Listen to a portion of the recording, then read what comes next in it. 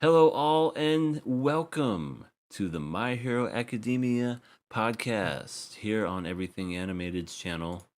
Me, of course. So Uh, you are. yeah, that's who I am. I didn't want to be confused with any other My Hero Academia podcasts.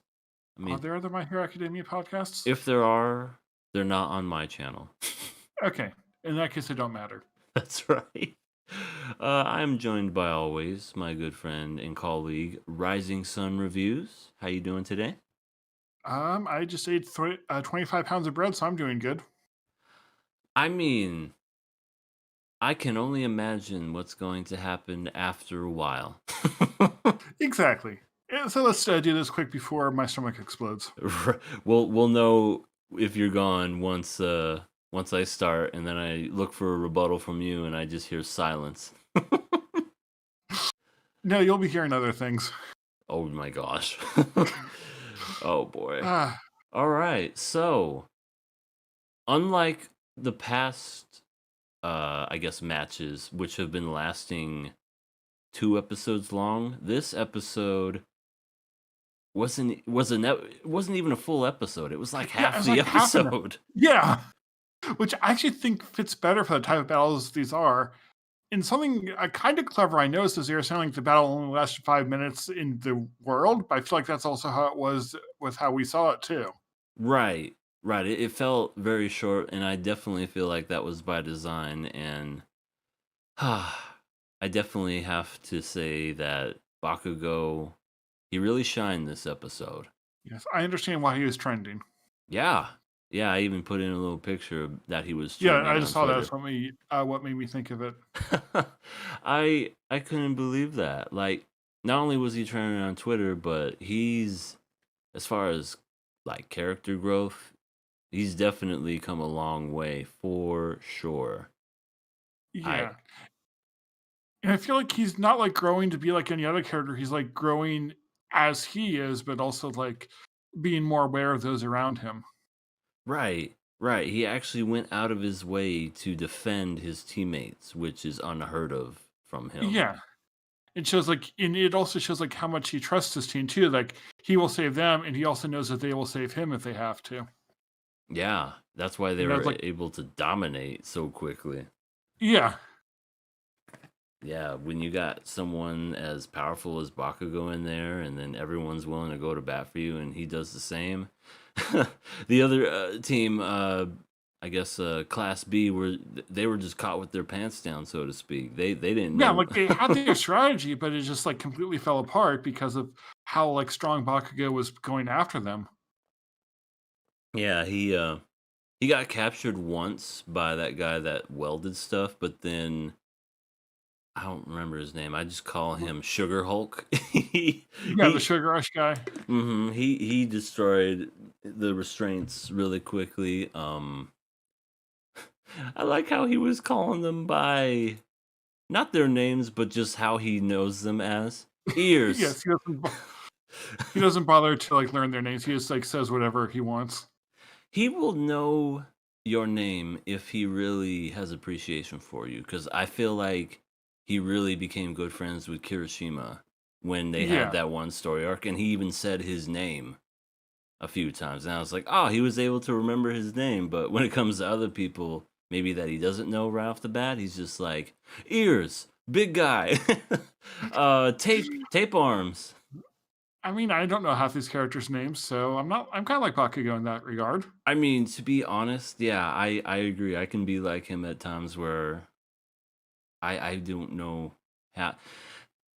It's hard to keep up with some of the people's names, especially when there's so many characters, like 50 plus, just in this arc alone. Because if you split it up Yeah, because you're like, between one A and B teams, it's just ridiculous.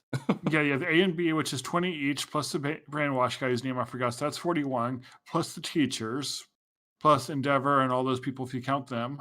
Yeah, and we haven't even touched the League of Villains. So I mean, Yeah, yeah, it's a lot of people to remember as far as name wise, and yeah, I forgot that the League of Villains were in this season. yeah, kind of the one of the more disappointing things. But to be quite honest, this episode alone is probably my favorite so far.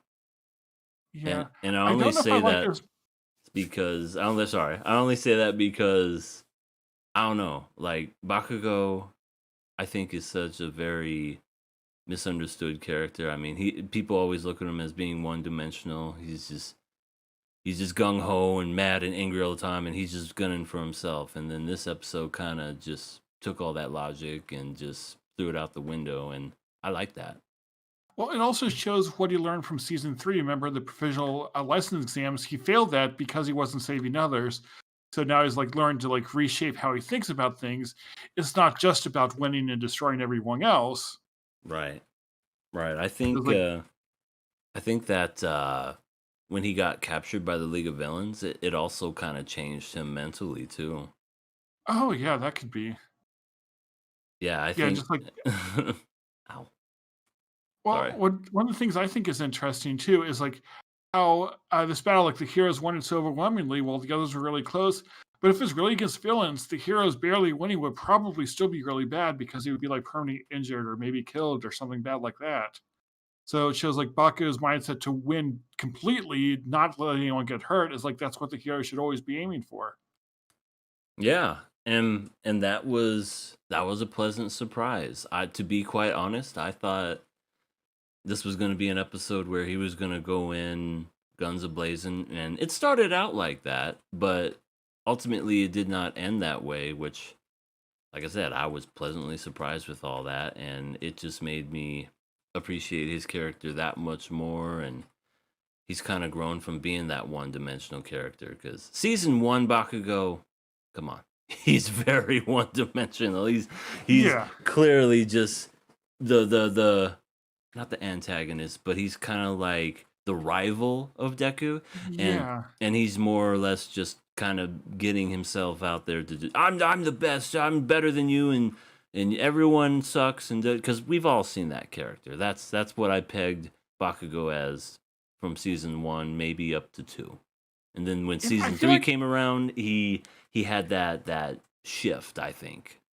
yeah, and I feel like it's still there to a point, like, he feels that he's, like, the best and the strongest, but he also sees that as it's his responsibility to then look out for the others, and he also knows that he's not all powerful, so he needs to rely on them as well. So it's not like he's completely different, but he's like a better version of the season 1 version. Right, right. He still has his his quirks where he just he's kind of like a Sindura in a way where he's just like, "Shut Yeah. up. I didn't do it because I liked you or anything." Yeah. He's actually reminded me of All Might in a way because of, like, how All Might is, like, inspiring everyone else. Bakugo feels like he's going down that same route, though very rough with the way he's doing it now. Right. Did you like how at the end when All Might wanted to like I forgot what he said, but he was like very emotional with Bakugo. He's like, You really impressed me," and then Bakugo was like, "Yeah, whatever." Just walking away. Uh, Oh, I it makes me laugh just to see that, and even Deku tried to approach him, and we got oh the yeah, old and Bakugo Bakugo. told him, like, "Stay out of my way," even though Deku wasn't even in his way. That was so funny. He's like, "I'm not even in your way." He's get out of my way. Oh, poor Deku. He just wants to be nice to his friend who hates everyone, kind I of. know. He. It's weird because I know he calls him his friend. I don't know. I've always thought, why does he call him his friend? Because when he was younger, I know they grew up together and they Yeah, kind of hung out, but it's not like he was a good friend or anything. He always picked on him and called him names. exactly. Yeah, their friendship, them being friends doesn't really make sense. But maybe that's part of, like, Deku's growth will be see, like, they weren't friends, and maybe they can develop a, like, true friendship after Deku realizes that. Yeah. Now that would be cool. Just them becoming actual friends in high Yeah. school versus when they were in grade school. Yeah, that would be cool. Yeah. So, pretty much first match, or sorry, the first half of this episode was just the third match. Complete total domination. This was a football game, it would be 69-0. I was gonna say 28-0, but I'll just go with your number.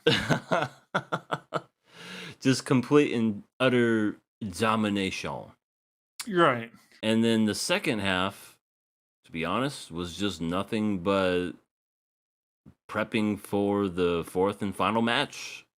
Or fifth match? Fifth match. That was the fourth match, and now Yeah. this is the fifth match. Gotcha. Yeah. And now it's basically a if Class B wins, then it's it's another damn tie. But Yeah. if Class A wins, then it's all out victory. Well, I think it's interesting too because, like, Class B is at a point where they can't win as a class. Right. Right. They can't And that win, and they basically are doing this for bragging rights to say we're just as good as you. So that's Yeah, or like we're they're tied. trying to catch up, but they're currently behind, and there's no way for them to get ahead, which I think is just an interesting place for them to be since they've always seemed to be outshined by Class A. Now that they have a chance to fight them head on, they're still not able to beat them. Right. Right. I feel like the third match, uh, the one that ended in a draw, just kind of ruined the whole not the flow, but it was just more like now there's not going to be a winner out of all this. I mean, don't get me wrong, Class A still has a chance to win it no matter what they do, but Yeah, the best B can do is just tie it. And yeah, which y- is yeah, it's not something you'd expect for like how they were setting up the arc, which I appreciate. yeah.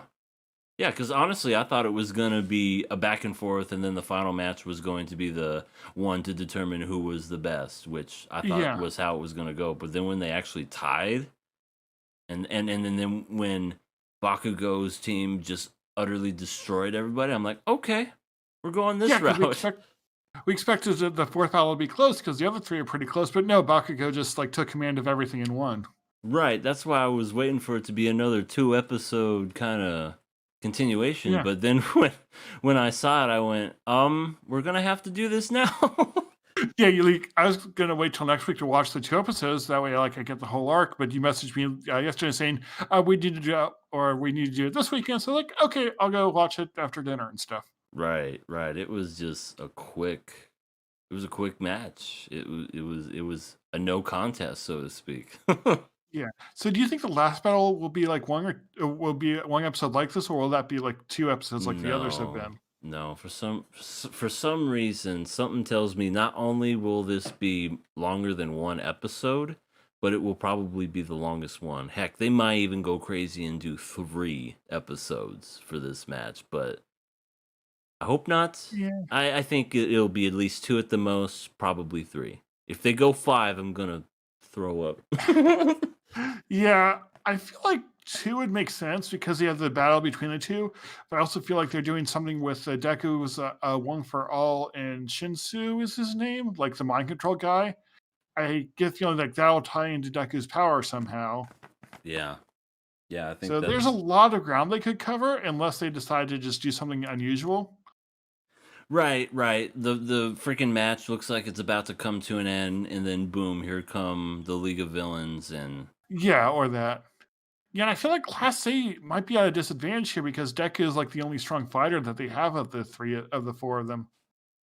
right in that particular, and I think they touched base on that towards the end, where it was Uraraka, the alien slime girl, and Yeah, what's his name, Mineta. Mineta. Yep, he's the grape ball guy, grape juice, and Yeah, and they're all their powers are very just kind of meh.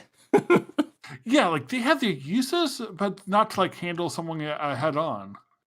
Right, exactly. Like they're more kind of like in the background type characters. Wow. Yeah, like more support role, which I Well, could see that working, and I do hope like, they get like a chance to show what they can do on their own because they really haven't had a chance to in a long time. no, not since Uraraka, not since like the first couple of seasons. Yeah, not since season 2. I don't think Mineta did anything that special since then. Right. That Mineta when they fought the League of Villains, Mineta was doing his thing, and it was Deku, Froppy, and Mineta. I remember that on the boat. Well, yeah, that was season 1. Right. That's as far back as I can remember as far as him his importance. Other, Well, other, other than that, I he remember likes during to the ogle women. yeah, during the exam one, he ended up having like a cool moment fighting Midnight in Oh yeah. season 2, Oh yeah, that's which right. But yeah, like in season 3 and 4, I don't remember any of them doing anything notable. Yeah, not really. But I think this next match we'll hopefully be able to see that. We'll hopefully be Yeah. able to see what they've done. Maybe they'll pull out some new moves because everyone else has pulled out some new moves. Maybe they're going to do the same with Yeah. Uraraka and everyone else. So I'm looking forward to seeing that. I also somewhat hope, Deku and Araka gets, like, a good moment together. A good moment like Uraraka confesses, or a good moment like friendship. Either. Either Uraraka is about to like do something, and then all of a sudden she remembers back to "Can't Stop Shining." Says, and he's like, "It's not like you. Do you like Deku?" And she's just like, "Ah!" and gets all embarrassed. Uh, Yeah, funny stuff. Funny stuff. Uh, yeah, I think I'm definitely looking forward to see what Deku does because he's uh he's the main character. He has to yeah. live up to these expectations.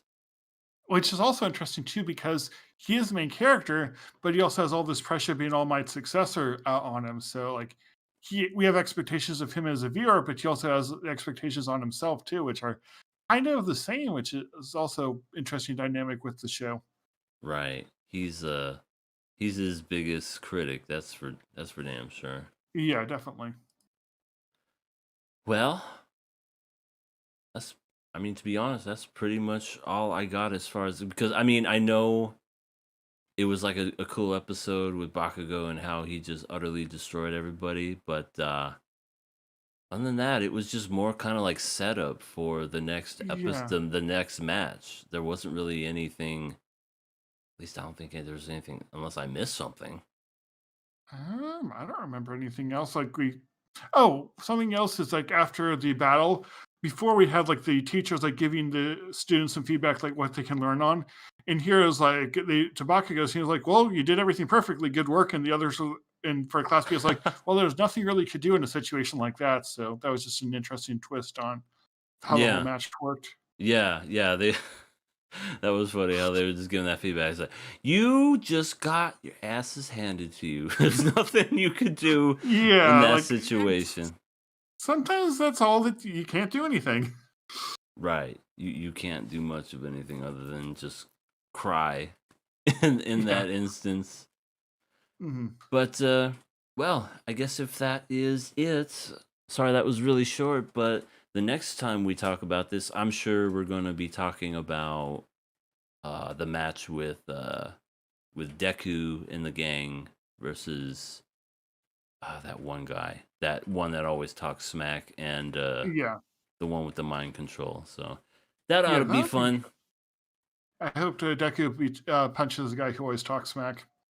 Oh my gosh! I mean, I know Team B always kind of like punches him because he goes a little overboard whenever he gets onto his ramblings or whatever. But yeah, I want someone, preferably Deku, to just come up and just punch him right in the face as he's doing his Exactly. his monologue. I'm here to tell you that Class B are gonna be like, boom right in the face.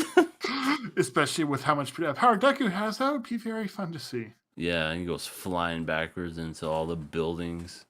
Oh, yeah, That would be fun. that would be super fun. Don't know how many episodes it's gonna take, but if we feel like doing it all bunched together again like we did last time, we'll do that. I'm pretty We'll sure it's do a not gonna be one episode. Pretty we sure. will do a 12-hour podcast. We're gonna do what? A 12-hour podcast. Oh yes. We're gonna do a 12-hour podcast, so please someone notice us. Exactly. Though it might be a couple weeks since I'm going to be not home for the next 2 Sundays. Well, there you go. So then I Yeah. guess we'll have to wait regardless. So Yeah, we'll hopefully either like on the Monday or in 3 weeks, check EA's Discord and join and say things to us there.